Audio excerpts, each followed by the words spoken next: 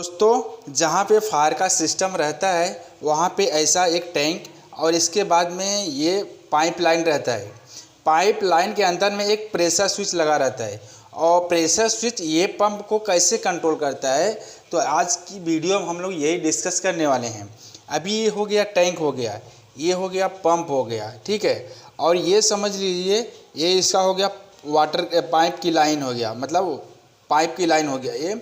और पाइप की लाइन में प्रेशर स्विच फिटिंग रहता है। ये कैसे वर्क करता है इस वीडियो में हम लोग आज यही बात करने वाले हैं।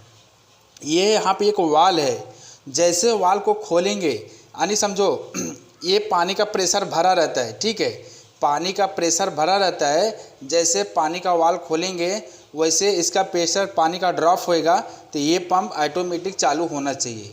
तो इसके लिए हम लोग क्या करते हैं, एक प्रेशर स्विच का कनेक्शन देते हैं। ये प्रेशर स्विच क्या करता है, पूरा पंप को कंट्रोल करता है। वो उसकी वायरिंग करने के लिए एक ऑटो मैनुअल की स्विच की ज़रूरत पड़ती है। इसके बाद में एक कॉन्टेक्टर की ज़रूरत पड़ती है। ये कॉन्टेक्टर क्या करता है कि ऑटो मैनुअल पे हम सिलेक्शन करेंगे तो ये कॉन्टेक्टर ऑन होता है।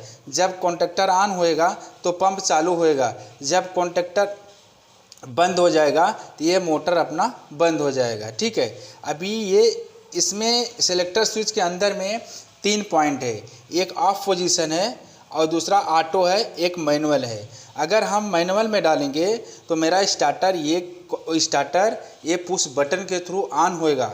जब हम ऑटो में डालेंगे तो ऑटो में ये प्रेशर स्विच है, ये प्रेशर स्विच ये प्रेशर जैसा रिलीज होएगा पानी का वैसे ही चालू और बंद स्टार्टर होएगा। यानी ये प्रेशर स्विच के ऊपर में ये कंट्रोल होएगा, ये स्टार्टर कंट्रोल होएगा।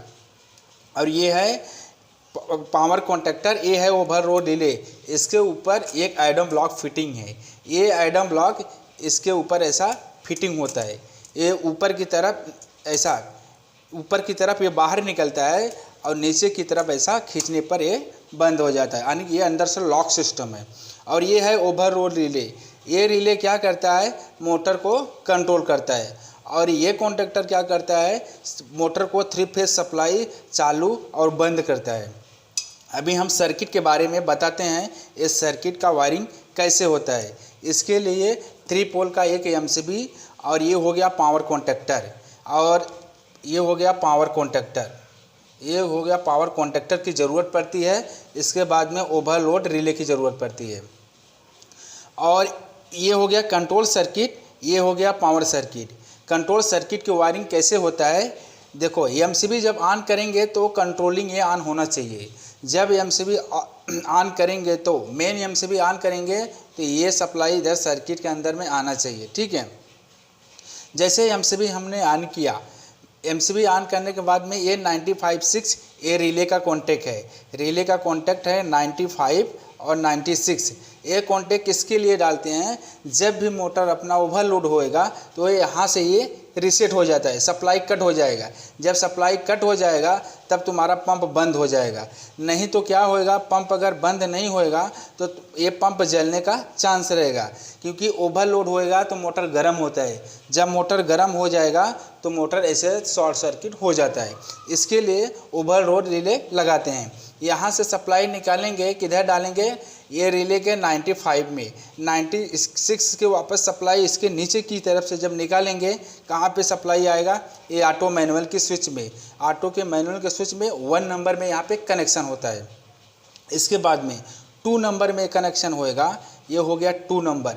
2 नंबर में जब कनेक्शन होएगा तो वहाँ पे स्टॉप पुश बटन ऐड होता है, स्टॉप पुश बटन ऐड होएगा तो स्टॉप पुश बटन में कनेक्शन होएगा, सप्लाई जाएगा।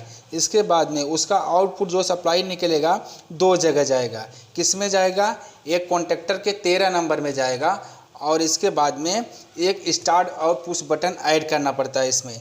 ये हो गया स्टार्ट पुश बटन ऐड करना पड़ेगा, तो ये स्टार्ट पुश बटन में सप्लाई जाएगा, यानी स्टार्ट पुश बटन में जाएगा और इसके बाद में 13 नंबर में जाएगा। 13 नंबर क्या है, कॉन्टेक्टर होल्ड करने के लिए है, ठीक है।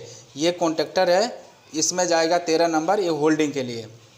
उसके नीचे की तरफ से सप्लाई जब निकलेगा वो कहाँ जाएगा, कॉन्टेक्टर के कॉइल में जाएगा। कॉइल से फिर 14 नंबर में जाएगा, कॉन्टेक्टर के 14 नंबर में जाएगा। इसके बाद में वही सप्लाई प्रेशर स्विच में आएगा।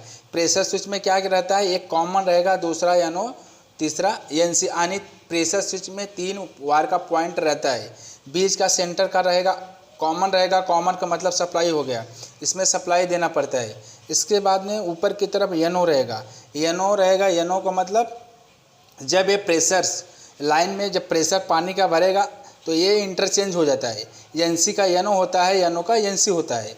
इसके लिए अपन को स्टार्ट करने के लिए NC की ज़रूरत पड़ती है और स्टॉप करने के लिए NO की ज़रूरत पड़ती है। यहाँ पे अभी क्या है लॉजिक क्या है, यहाँ पे स्टॉप का लॉजिक है, यानी कि जब पानी का प्रेशर रिलीज होएगा वाल्व खोलने के बाद तो ये पंप को ऑन होना चाहिए। इसके लिए मैंने क्या किया है, NC कॉन्टैक्ट यूज़ किया है।